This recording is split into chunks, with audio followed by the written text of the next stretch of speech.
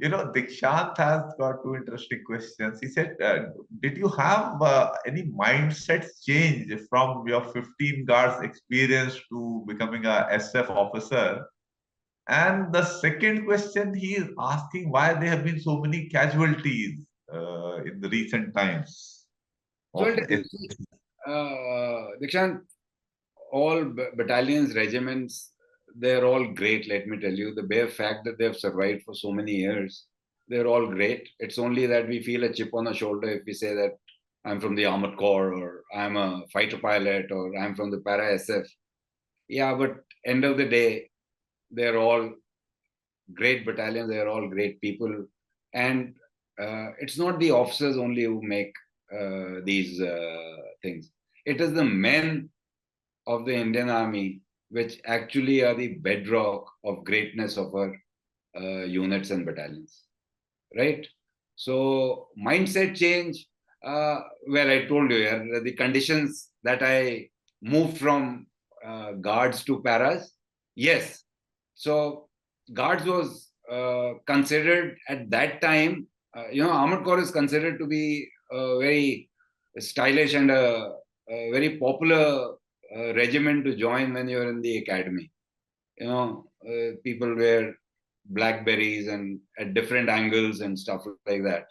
And it's supposed to be, that they were the, how do I say, lot of flamboyance. flamboyance. That's the right word. Very flamboyant. And 15 guards, since we were the anti-tank guided missiles and we were bursting tanks or destroying tanks, we thought we were a scale higher than them also. Flamboyant plus. Right. And these were motorized battalions. So as a second lieutenant, normally in the infantry battalion or other battalions, a second lieutenant will get to sit in a 3-tonner. But in 15 guards, I had 5 jongas under my command on day one. I could, even if I needed to go 100 meters, I could go in a jonga and do that. So we thought we were also baps of Armored Corps also. But that was not the case. But there it was a totally different culture. And, of course, I had a damn good equation with my men. And again, used to play a lot of sports with them, spend a lot of time with them.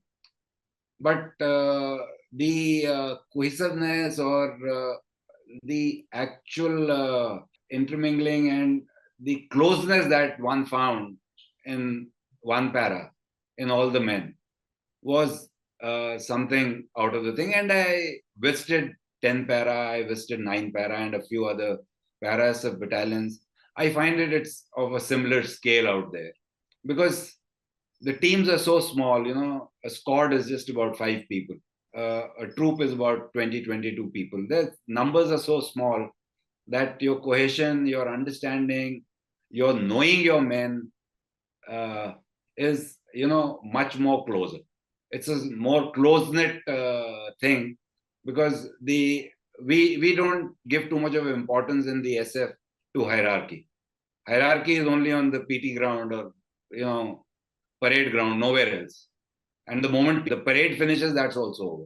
So that's the cultural difference out there. And you're talking about casualties. Well, I'll tell you why. So recent times, you see, what happens is that I'm aware that we recently lost officer of 9 para.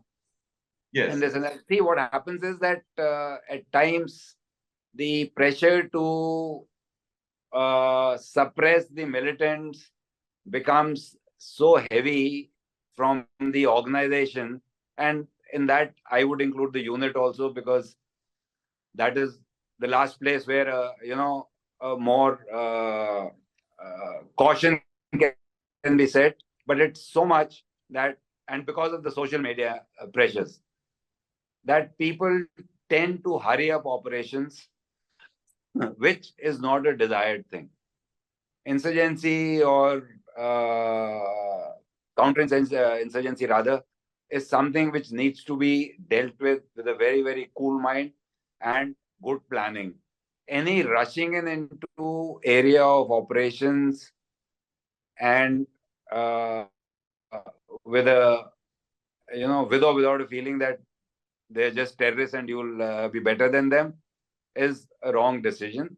So maybe wrong decisions have been taken, but there are times in operations where you do get surprised, and those will continue to happen. The more important thing is that how do you come out of it, and do you learn your lessons after that so that the same thing is not repeated. So, and the SF battalions are practically into insurgency, whether it's in the valley or it's in the northeast. They're most of the time they're deployed out there. So their cycle time for recoup, refreshment, training gets reduced tremendously. So that's the one of the reasons that you find that you will have casualties from this, but these can be avoided with a little bit more of planning and time.